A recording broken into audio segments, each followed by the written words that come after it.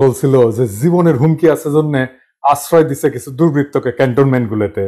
আজ আইএসপিআর থেকে জানানো হয়েছে যে জীবন বিপন্ন 24 জন রাজনৈতিক ব্যক্তিত্ব, 5 জন বিচারক, 19 জন অসামরিক প্রশাসনের কর্মকর্তা, 28 জন পুলিশ অফিসার, 487 জন পুলিশের বিভিন্ন পর্যায়ের সদস্য, বিভিন্ন পাবলিক বিশ্ববিদ্যালয়ের কর্মকর্তা সহ বিবিধ 12 জন এবং 51 জন পরিবার পরিজন সহ মানে স্ত্রী এবং শিশু সহ মোট 626 জনকে বিভিন্ন সেনানিবাসে আশ্রয় প্রদান করা হয়।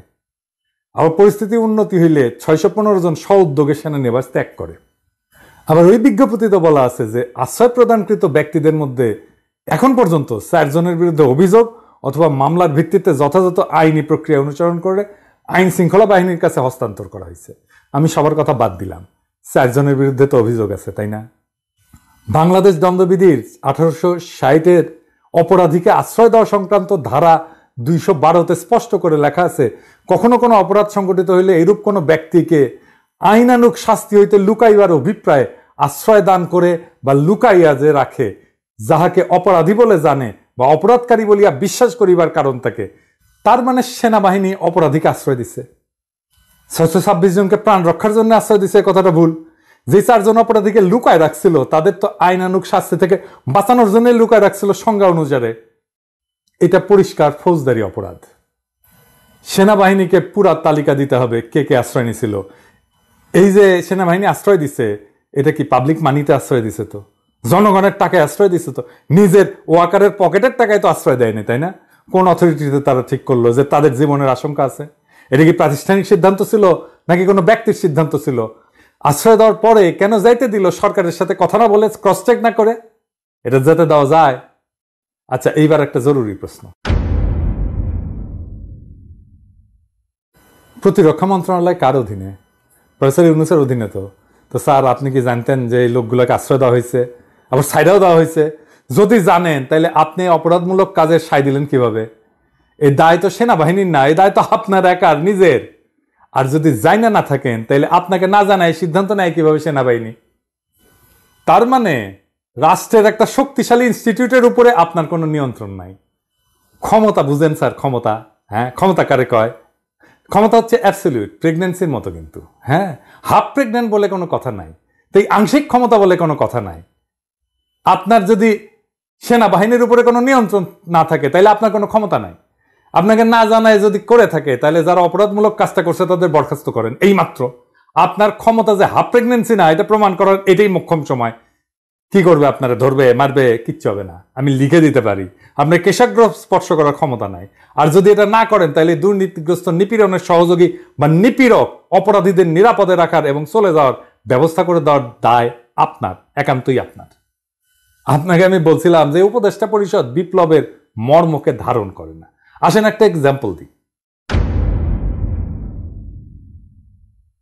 দেখেন, আপনার পাওয়ারফুল উপদেষ্টা আসিফ নজরুলের ঘরে শোভা পাচ্ছে শেখ মুজিবের ছবি। হ্যাঁ, যে শেখ মুজিবের স্ট্যাচু ভাঙা হইল সারা বাংলাদেশ জুড়ে, এমনকি ক্যান্টনমেন্টের মধ্যেও ভাঙা হইল, তাই না? সেনারাই ভাঙছে, শেখ মুজিবের ছবি নামায় ফেলছে সেনারাই, সৈনিকেরাই। আসিফ নজরুল বলতে পারে যে সংবিধান অনুসারে সে জাতির পিতা, তাহলে মুজিবের মূর্তি যারা ভাঙছে তারা সব অপরাধী সংবিধান অনুসারে। আপনি নিজে অবৈধ, কারণ তত্ত্বাবধায়ক সরকার বলে কিছু সংবিধানে নাই।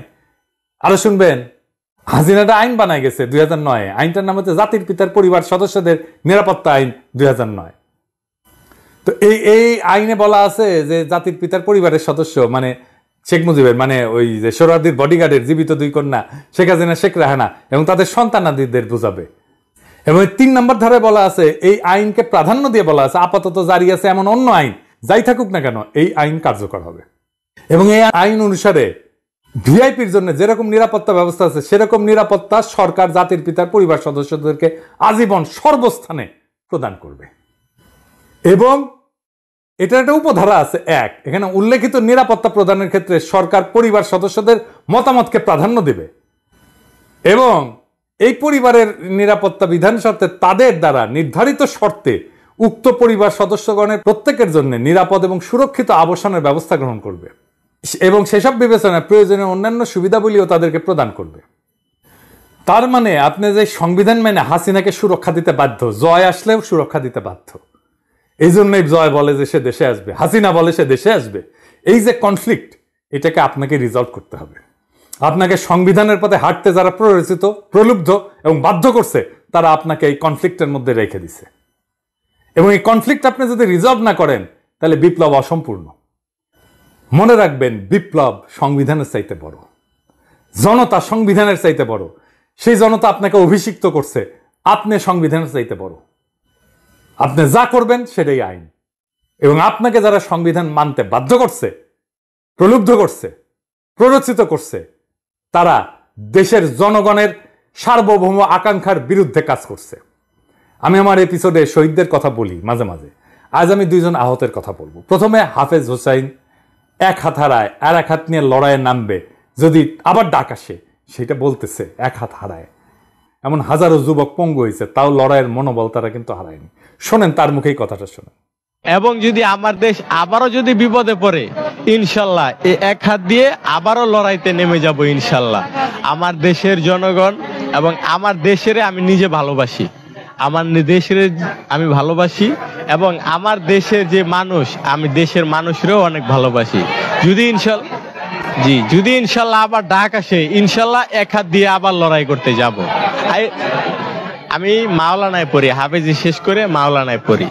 আমি হাফেজি শেষ করে মাওলানায় পড়াশোনা করি। এখন আর একজন মাদ্রাসা ছাত্রের কথা। সে বলছে যে আন্দোলনে আমরা সফল হয়েছি, কিন্তু আমার জীবন বিপর্যস্ত হয়ে গেছে। এখন অন্যের সাহায্য ছাড়া চলতে পারি না। গুলি লেগে এক চোখ পুরোপুরি নষ্ট হয়ে গেছে। ডাক্তার বলছে অস্ত্রোপচার করলে আর এক চোখ ভালো হইতেও পারে। কখন দিন কখন রাত কিছুই বুঝি না। মা বাবাকেও দেখি না কতদিন। জীবনে এর চেয়ে বড় কষ্ট আর কি হতে পারে? এই মাদ্রাসা ছাত্র আজিজুল হক ব্রাহ্মণবাড়িয়ার বাঞ্ছারামপুর উপজেলার তেজখালী ইউনিয়নের বাহেরসর গ্রামের কৃষক কামাল মিয়ার ছেলে। আজিজুল নরসিংদী সদর উপজেলার মাধবদী এলাকার পৌনাপুর ইসলামে ফাজিল মাদ্রাসার এইচএসসি দ্বিতীয় বর্ষের শিক্ষার্থী। পড়াশোনার পাশাপাশি তিনি একটা টেক্সটাইল মিলে চাকরি করতেন। তার এই আয়ে চলত পড়াশোনা আর সংসার। গত 18 জুলাই মাধবদী এলাকায় বৈষম্য বিরোধী ছাত্র আন্দোলনে গিয়ে গুলিবিদ্ধ হন। এরপর থেকে তার জীবন যেন থমকে গেছে। আজিজুল বলেন, কি যে দুর্বিষহ কষ্টে দিন যাচ্ছে তা কাউকে বোঝাতে পারবো না।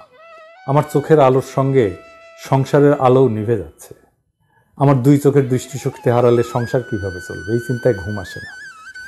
সেদিনের ঘটনা বর্ণনায় তিনি বলেন, পুলিশ ইচ্ছা করেই আমাদের উপর নির্বিচারে গুলি চালিয়েছিল। আমার মাথা এবং মুখের বিভিন্ন অংশে গুলি লাগে। বন্ধুরা প্রথমে নরসিংদী সদর হাসপাতালে নিয়ে যায়, এরপর ঢাকা মেডিকেল কলেজ হাসপাতাল, পরে জাতীয় চক্ষু বিজ্ঞান ইনস্টিটিউট ও হাসপাতালে যাই। তখন রোগীর ভিড়ের কারণে ডাক্তাররা আমাকে রাখতে চাননি। ওই দিনই চক্ষু বিজ্ঞান ইনস্টিটিউটে অস্ত্রোপচার করা হয়। ডাক্তার জানান, গুলি লেগে বাচক পুরোপুরি নষ্ট হয়ে গেছে। আজিজুলের বাবা কামাল হোসেন বলেন, টাকার অভাবে আমার সন্তান অন্ধ হয়ে যাবে এটা আমি ভাবতেই পারছি না। বড় ছেলের মৃত্যুর পর আজিজুল সংসারের হাল ধরেছে। লেখাপড়ার পাশাপাশি সে চাকরি করে সংসার চালিয়ে আসছে। তার চিকিৎসা করার মতো টাকা আমার কাছে নাই। এ পর্যন্ত যা চিকিৎসায় খরচ করা হয়েছে তার বন্ধু বান্ধব, আমাদের আত্মীয় স্বজনের কাছ থেকে নিয়েছি। আমার এই ছেলের কিছু হয়ে গেলে আমরা কিভাবে বাঁচব? আজিজুলের মতো হাজারো যুবক এই আন্দোলনের দৃষ্টিশক্তি হারিয়েছে। আর আপনার স্বাস্থ্য উপদেষ্টার আহতদের দেখতে যাওয়ার সময় হয় নাই। আহতদের একটা তালিকা পর্যন্ত করতে পারে নাই স্বাস্থ্য মন্ত্রণালয়। অনেকে চিকিৎসার জন্য হাহাকার করতেছে, টাকার অভাবে চিকিৎসা করতে পারতেছে না। এমনিতে আওয়াজ দিচ্ছে সমস্ত চিকিৎসার দায়িত্ব নিলাম। খবরের কাগজে কি লেখা হচ্ছে? কোনটা বিশ্বাস করবো? আপনার চিকিৎসার দায়িত্ব নিছেন নাকি নেন নাই? কি আর বলবো? আপনার সরকার কিন্তু অস্বাভাবিক দ্রুততায় জনপ্রিয়তা হারাইতেছে। ওদের চোখের আলো নিভে গেলেও আগামীর বাংলাদেশ আপনার চোখে দেখতে চাইছিল ওরা। ওদের শরীর পঙ্গু হয়ে গেলেও আপনার শক্তিতে উঠে দাঁড়াইতে চাইছিল ওরা। এটি বিপ্লবী সরকার। বিপ্লবী সরকার বিপ্লবের সৈনিকদের দেখভাল করে, বিপ্লবকে রক্ষা করে, বিপ্লবের মর্মকে ধারণ করে। প্রফেসর ইউনূস, আপনি কি তাদের চোখের আলো হতে পারবেন? আপনার উপরে ভর দিয়ে কি পঙ্গু যোদ্ধারা উঠে দাঁড়াতে পারবে? বাংলাদেশ কি আদৌ এই ধ্বংসস্তূপ থেকে আবার উঠে দাঁড়াতে পারবে? এটা নির্ভর করতেছে একমাত্র এবং একমাত্র আপনার উপরে। আমরা পুরা জাতি আপনার দিকেই তাকায় আছি। বিপ্লব যেন রক্ষিত হয়, বিপ্লব যেন অগ্রসর হয়, বিপ্লব যেন বেহাত হয়ে না যায়। আশা করি আমাদের সকলের আকাঙ্ক্ষা আপনি বাস্তবায়ন করবেন এবং এই সকলের আকাঙ্ক্ষা বাস্তবায়ন করার জন্য প্রথম যেই কাজটা আপনার নিরঙ্কুশ ক্ষমতা প্রতিষ্ঠিত করবেন।